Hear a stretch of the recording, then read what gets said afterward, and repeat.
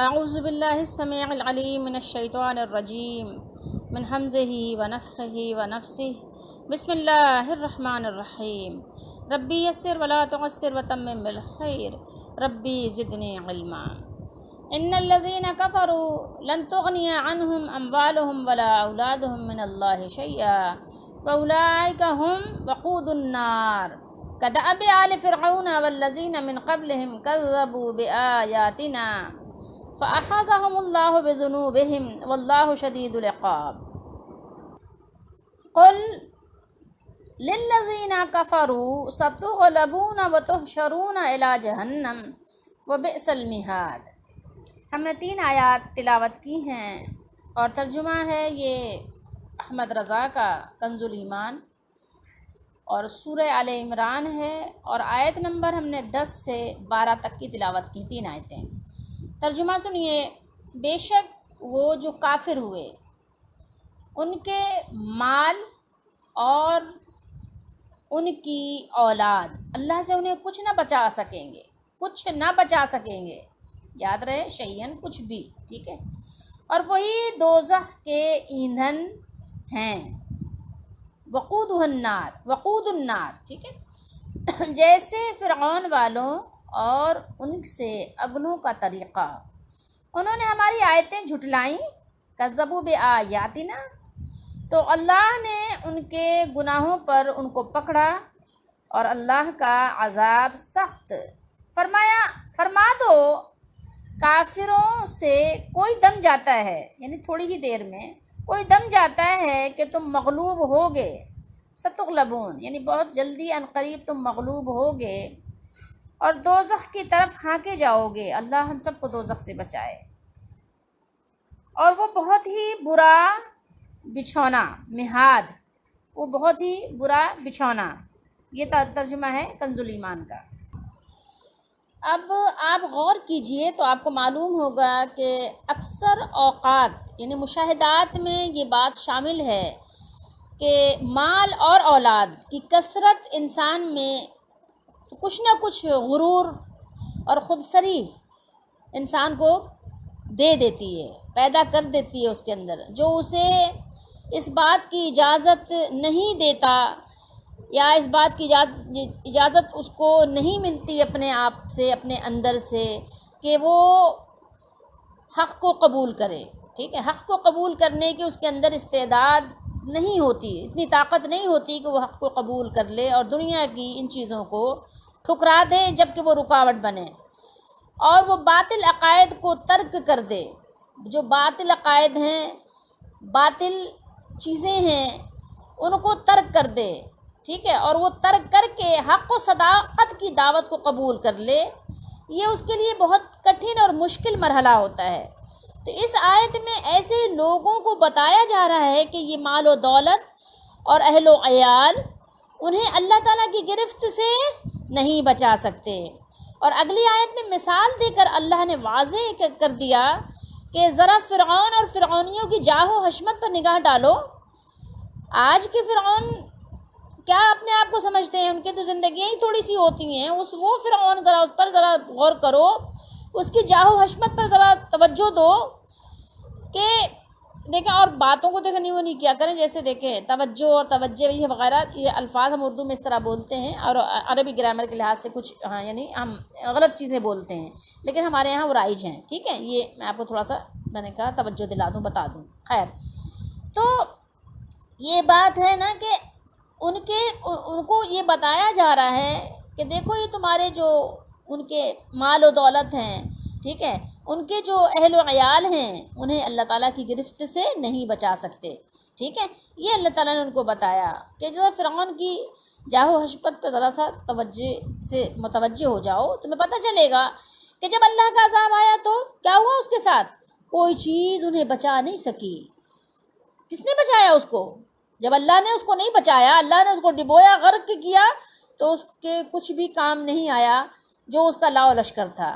اگر فرعون جیسا زبردست نافرمان ضدی، اس جیسا فرعون جیسا زبردست بادشاہ بنا ہوا تھا، جو قہر یعنی کہنا چاہیے جیسے کہ ابھی کچھ زمانے پہلے گزرا تھا نا، کیا نام تھا اس کا، مغلوں کا، چنگیز خان. ہاں، تو ان جیسوں کو جب یہ اللہ کے عذاب سے نہیں بچ سکے، جبکہ یہ خود جو ہے نا ایک طرح سے اللہ کے عذاب ہی تھے لوگوں پر، تو جب یہ اللہ کے عذاب کی تاب نہیں لا سکے تو تم ذرا اپنی جو ہے کمزوری پہ توجہ، ذرا اس کو نگاہوں میں رکھو، سوچو ذرا تھوڑی دیر کے لیے کہ تمہاری کیا حقیقت ہے، کیا حیثیت ہے.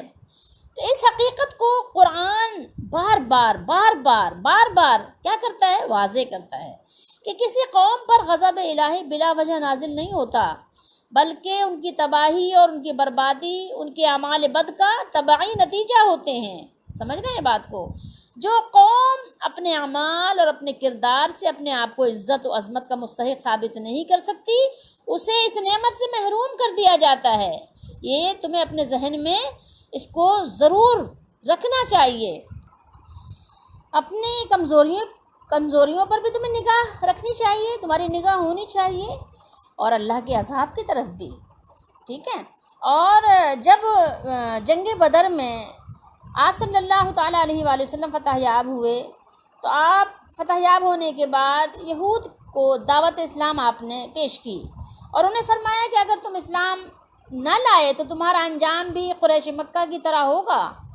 اس پر یہود کیا ہوا، ان کو غصے سے لال پیلے ہونے لگ گئے اور کہنے لگے آپ نے چند ناتجربہ کار لوگوں کو شکست دی ہے، اگر ہم سے ٹکر لی تو پتہ چلے گا کہ جنگجو ایسے ہوتے ہیں. ٹھیک ہے. پھر انہوں نے ذرا اطراحت کا مظاہرہ کیا. تو ان کی اس گستاخی والی گفتگو یا اس گستاخانہ گفتگو کے جواب میں اللہ تعالیٰ نے یہ آیات کریمہ نازل فرمائیں، اور اللہ تعالیٰ نے اپنے محبوب صلی اللہ تعالیٰ علیہ وآلہ وسلم کو حکم دیا کہ وہ یہود کی شکست اور رسوائی کا اعلان فرما دیں، ان کو بتا دیں کہ تم عنقریب رسوا ہونے والے ہو، تمہیں زیادہ اترانے کی ضرورت نہیں ہے، تمہاری رسوائی قریب ہے. ٹھیک ہے. بہت زیادہ اترا کر گفتگو نہ کرو. ٹھیک ہے. اپنے آپ کو زیادہ بڑا نہ سمجھو، اب پتہ چل جائے گا. ٹھیک ہے. جب اللہ کا حکم آئے گا تو تمہیں پتہ چل جائے گا.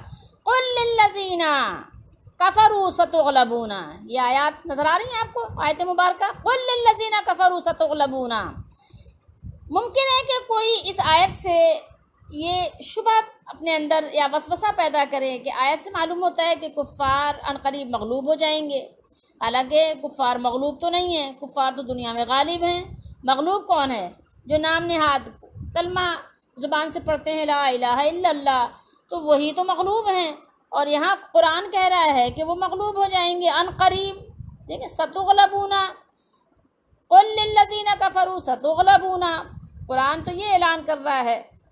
تو کہیں ان کو وسوسہ اور وہم آئے کہ یہاں تو نعوذ باللہ استغفر اللہ قرآن پاک کی آیت کے خلاف منظر ہے، تو ان کو پتہ چلنا چاہیے، ان کو معلوم ہونا چاہیے کہ یہاں کفار سے مراد وہ دنیا کے جو تمام کفار ہمیں نظر آ رہے ہیں یہ نہیں ہیں، دنیا بھر کے کفار مراد نہیں ہیں، بلکہ اس وقت کے جو مشرکین تھے اور جو یہود تھے وہ مراد ہیں، جو نبی کریم صلی اللہ علیہ وسلم کے زمانے میں تھے. وہ یہود اور وہ مشرکین اور وہ کفار مراد ہیں. مشرکین کو کیا ہوا، وہاں پر قتل کیا گیا، قید کیے گئے، اور یہود کو کیا کیا گیا، قتل ہوئے، قید کے ساتھ ساتھ جزیہ اور جلا وطنی کے ذریعے مغلوب کیا گیا، جزیہ دینے پہ مجبور کیے گئے اور جلا وطن کیے گئے. تو یہ اس وقت کی خبریں تھیں، اور بے شک قرآن حق اور سچ کا اعلان فرماتا ہے. قرآن کی خبریں حق اور سچ پر مبنی ہیں. اللہ تعالیٰ نے فرمایا کہ کفار جہنم کا ایندھن ہیں. ٹھیک ہے. جہنم کا ایندھن کس طرح سے ہیں؟ وہ ایندھن اس طرح سمجھیے جیسے کہ گاڑی میں پیٹرول ختم ہو جاتا ہے تو مزید پیٹرول ڈالتے ہیں تو گاڑی چلتی ہے. اسی طریقے سے چراغ میں تیل ختم ہو جاتا ہے تو مزید تیل ڈالتے ہیں. اسی طریقے سے چولہے میں لکڑی ختم ہو جاتی ہے تو مزید لکڑی ڈالتے ہیں. گیس ختم ہو جاتی ہے تو دوسرا سلنڈر لگا دیتے ہیں. اس کو کیا کہتے ہیں؟ ایندھن کہتے ہیں. آگ جلنے کا مزید ایندھن. اگر ایندھن نہیں ہوگا تو آگ بجھ جائے گی. تو جو جہنم کا ایندھن ہے اس کا ایندھن انسان خود ہی ہے، اس کا ایندھن بھی انسان ہی ہے. انسان ڈالا جائے گا، جہنم کی آگ بھڑکے گی. تو یہ کافر جو ہیں، جو بھی کافر ہوں، کوئی بھی کیٹیگری ہو کافروں کی، وہ جہنم کا ایندھن ہے، ٹھیک ہے۔ فرمایا اللہ نے وقود النار، وہ جہنم کا ایندھن ہے کہ جب وہ ڈالے جائیں گے تو آگ مزید بھڑک جائے گی، ٹھیک ہے۔ یہ ایک اللہ کا حکم ہوگا، جہنم کا وہ ایندھن ہوں گے، جہنم کی آگ بھڑکانے کے لیے ایک ذریعہ ہوں گے وہ ایندھن ہوں گے جس سے جہنم کی آگ کو جلایا اور بھڑکایا جائے گا۔ اور اللہ تعالیٰ نے فرمایا انکم وما تعبدون من دون اللہ حسب جہنم، سورہ انبیاء میں فرمایا کافرو بے شک اس روز تم اور جن کی تم اللہ کے سوا عبادت کرتے ہو دوزخ کا ایندھن ہوگے، یعنی تم بھی ہوگے دوزخ کا ایندھن اور جس کی تم عبادت کرتے ہو وہ بھی دوزخ کا ایندھن ہوگا، ٹھیک ہے۔ دونوں کو یہ وہ جس کی عبادت کی جاتی ہے جیسے بت ہیں، درخت ہیں، پتھر ہیں، ٹھیک ہے، اس طرح کے لوگوں کی تو ان کو بھی ایندھن بنا دیا جائے گا۔ یا جیسا کہ ہمارے زمانے میں کچھ لوگ ہیں جو اپنے آپ کو اللہ کے مقابلے پر لے آتے ہیں، پسند کرتے ہیں اور اس طرح کی حرکتیں کرواتے ہیں، تو یقیناً وہ بھی اسی میں شمار ہوں گے کہ ان سے بھی اور جو ان کی پوجا پاٹ کر رہے ہیں ان کو بھی، دونوں کو جہنم میں اکٹھا کیا جائے گا۔ ابھی آگے ہم آیات پڑھیں گے عیسیٰ علیہ السلام کی۔ اس سے دیکھیے کسی کو یہ دھوکہ نہیں ہونا چاہیے، کیونکہ انبیاء علیہ السلام تو ظاہر معصوم ہیں، اس کے علاوہ بھی جو لوگ ہیں، اس کے علاوہ بھی جو ان کے فرما بردار ہیں، ان کے طریقے پہ چلنے والے ہیں، تو وہ بھی ظاہر بری و ذمہ ہیں اس سے۔ لیکن یاد رہے، خیال رہے، ہمیشہ مستحضر رہے ہمارے ذہنوں میں کہ جو لوگ اس بات کو پسند کرتے ہیں کہ میری واہوائی ہو جھوٹی سچی اور دین کے مقابلے پر آتے ہیں، ٹھیک ہے، رسول اللہ صلی اللہ علیہ وسلم کے مقابلے پر آتے ہیں، بے شک وہ نہیں کہتے، وہ اپنے آپ کو الہ نہیں کہتے، یا جس کی وہ پوجا پاٹ کرتے ہیں اس کو بھی الہ نہیں کہتے، جیسے عیسائی کہتے تھے نا عیسیٰ علیہ السلام کو الہ، وہ کہتے نہیں ہیں، لیکن سارے کام ان کے وہی ہیں۔ جیسے شیخ عبد القادر جیلانی رحمۃ اللہ علیہ بعد والوں کے عمل سے بری و ذمہ ہیں، کیونکہ بعد والے ان کو کہتے ہیں انہوں نے نہیں تعلیم دی تھی کہ مجھے تم کہنا، ہاں اگر انہوں نے تعلیم دی ہوتی تو بات دوسری ہوتی، لیکن انہوں نے تو تعلیم دی نہیں، ان کی تعلیمات میں آپ کو کہیں بات ملے گی نہیں کہ انہوں نے کبھی ایسی بات کہی ہو کہ ہاں جی مجھ سے تم مانگنے لگ جانا، یا مجھے میرے جانے کے بعد تم جھوٹے میرے جو ہے نا افسانے بنا کر سنانا، تو انہوں نے تو یہ بات کہی نہیں تھی نا، تو جو کر رہے ہیں، جو کروا رہے ہیں وہ اس کے ذمہ دار ہیں، ٹھیک ہے۔ یہ بات ذرا سمجھنے کی ہے، تو سب کو ایک ہی اس میں حکم میں لپیٹا نہیں جائے گا، لیکن یہ کہ جو لوگ اس بات کو پسند کرتے ہیں وہ بے شک کہیں یا نہ کہیں۔ اب جیسے شیخ عبد القادر جیلانی رحمۃ اللہ علیہ کے لیے کیا کہا جاتا ہے کہ وہ جو ہے دنیا کے امور چلا رہے ہیں، ٹھیک ہے، پتہ نہیں کیا کیا اشعار لکھے ہوئے ہیں، ٹھیک ہے، لکھے ہوئے ہیں کتابوں میں، آپ دیکھ سکتے ہیں، اور میں نے بہت سارے بتائے بھی ہیں۔ تو خیر بہرحال اللہ نے فرمایا ان الذین کفروا لن تغنیا، بے شک جو لوگ کافر ہوئے یعنی انہوں نے اللہ تعالیٰ کی آیات کے ساتھ کفر کیا، کسی بھی طرح سے انہوں نے کفر کیا، ٹھیک ہے، کوئی بھی طریقہ انہوں نے کفر کا اختیار کیا ہو، بہت سارے طریقے ہو سکتے ہیں کفر کے، جھٹلایا، نہیں مانا، ٹھیک ہے، رد کر دیا، کچھ بھی انہوں نے کیا، اس کے رسولوں کی تکذیب کی، رسول علیہ السلام کو جھٹلا دیا، ان کی باتوں کا مذاق بنا لیا، ٹھیک، تو یہ ساری چیزیں یا اللہ تعالیٰ کی کتابوں کی مخالفت کی، اور اللہ تعالیٰ نے انبیاء علیہ السلام کی طرف جو وحی بھیجی اس سے انہوں نے کوئی فائدہ نہیں اٹھایا، ٹھیک ہے، تو کیا ہوگا ان کے لیے؟ اللہ نے فرمایا لن تغنی اموالہم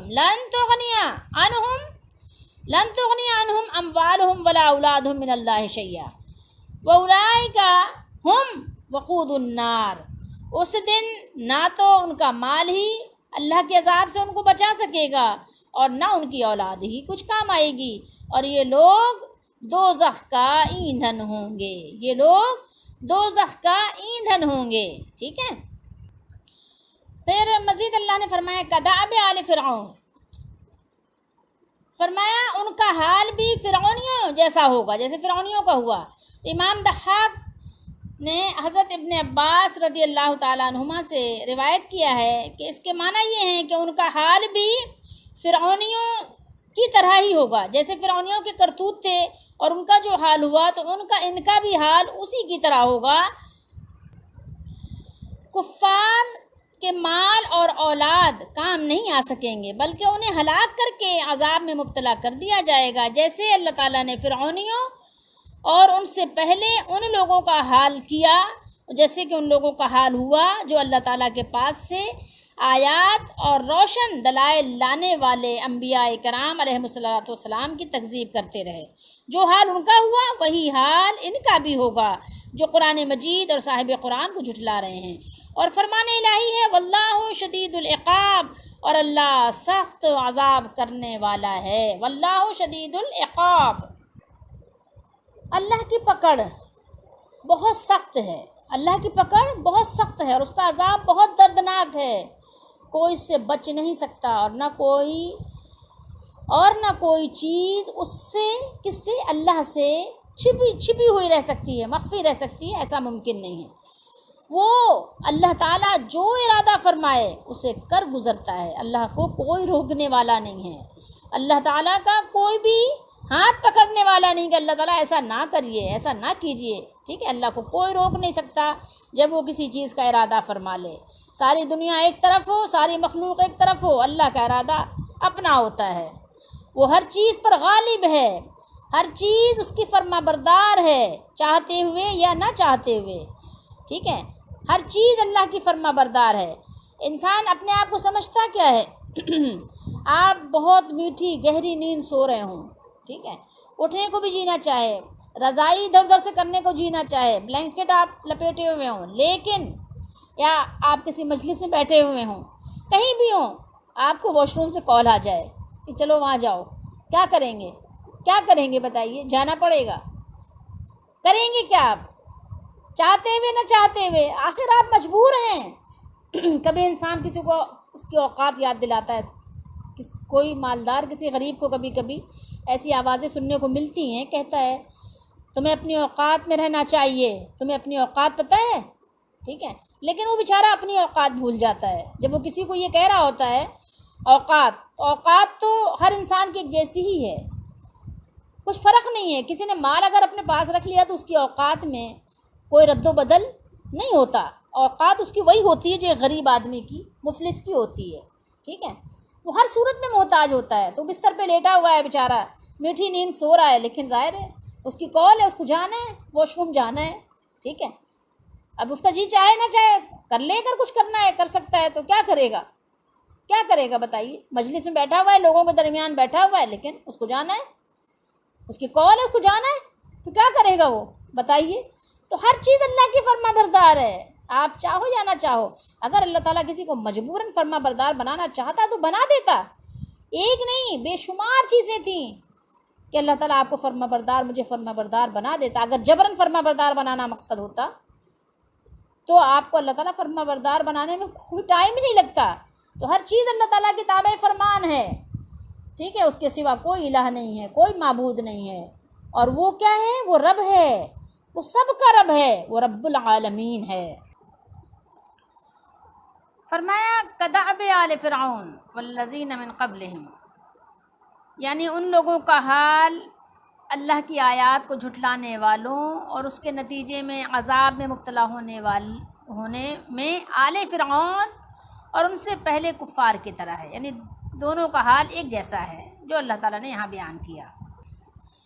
بات یہاں سمجھانا یہ مقصد ہے کہ یہاں بات اس طرح سمجھو جس طرح کا عذاب قوم فرعون اور پہلی امتوں کو، رسولوں کو علیہم الصلوۃ والسلام کو جھٹلانے کی وجہ سے دیا گیا، اسی طرح کا عذاب ان اموال و اولاد والے کفار کو دیا جائے گا، ٹھیک ہے، جو اس کی وجہ سے اللہ کی آیات کا انکار کر رہے ہیں اور اپنے ذوق میں باطل میں بہت اچھا کر رہے ہیں، تو ان کو یہ پتہ چل جائے گا، پتہ لگ جائے گا۔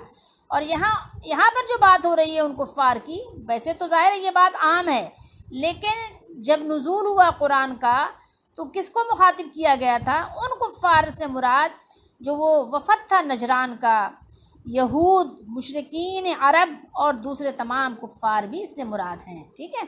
تو خاص تو وہ تھے، لیکن عموم جو ہے، عام قاعدہ یہ ہے کہ اس سے سارے ہی کافر مراد ہیں۔